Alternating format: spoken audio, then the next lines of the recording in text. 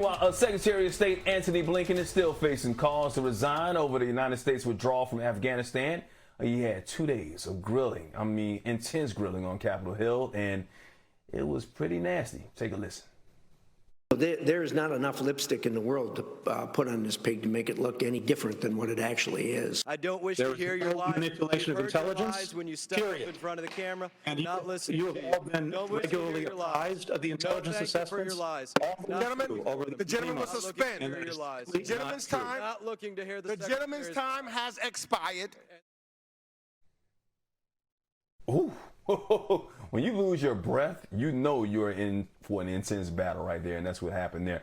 BNC's chief foreign affairs correspondent and co-host of The World Tonight, Nayyera Haq, joins us live. Good morning, Nayyera. Happy to have you on to start your day. Wish we were talking about something more pleasant, but yeah, Antony Blinken, he went through it a couple of days of grilling with the congressional committee there. Overall, how do you think he held up?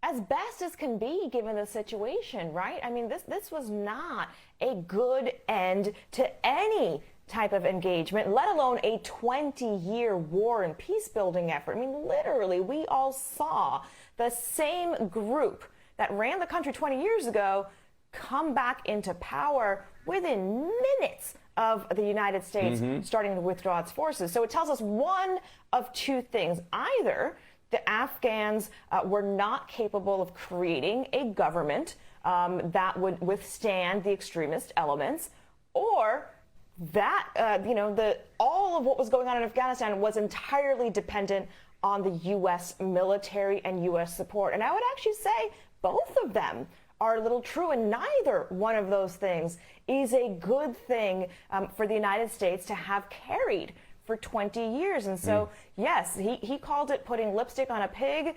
I'll say that what Secretary of Blinken had to do was polish a turd, and that's not easy for anyone in any situation.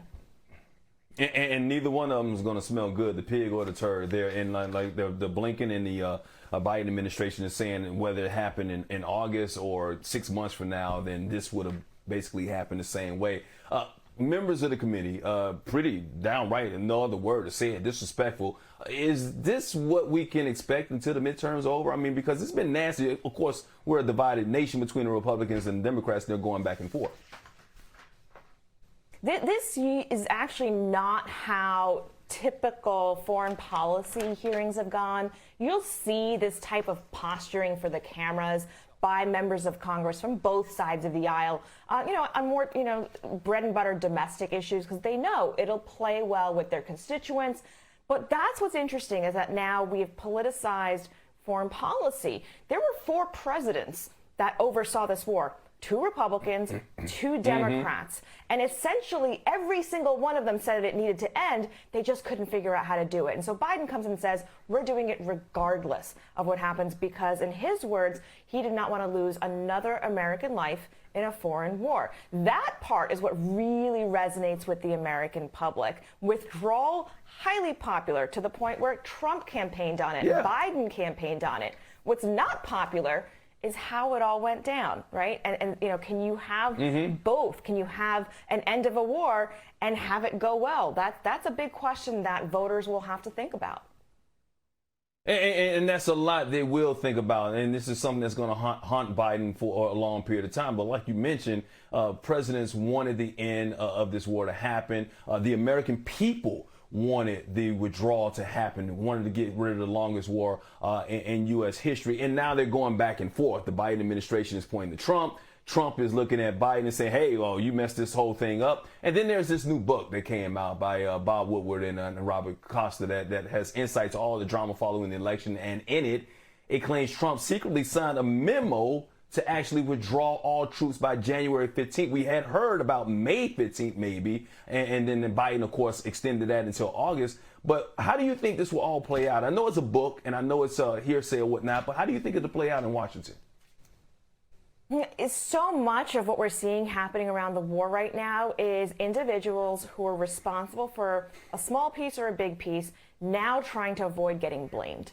and holding the, you know, the responsibility, right? The idea is that the buck's got to stop somewhere. They just don't want it to stop with them. So this was the week of having the diplomat, the lead diplomat, testify specifically about the drawdown because, you know, he's responsible for making sure that people get visas, that they can come safely. Refugees falls in that bucket. We'll see the Secretary of Defense, who's responsible for all of the military aspects, testifying in about 2 weeks. That's going to be another interesting conversation. But again, even the members of Congress are accountable for signing those checks, allowing the war to continue without any proper oversight. Anybody on the ground in Afghanistan and at that lower level knew that things were not going well all along. Yeah, well, somebody's going to have to take the blame, and we'll see how the voters receive that and who they are going to blame when it comes to the midterms. And that's what's important. That's why they're posturing right now. Nayyera Haq, always good seeing you live in Washington. Of course, we will see you right here on this great network at 5 o'clock Eastern Time with Kelly Wright later on today. Thank you, Nayyera.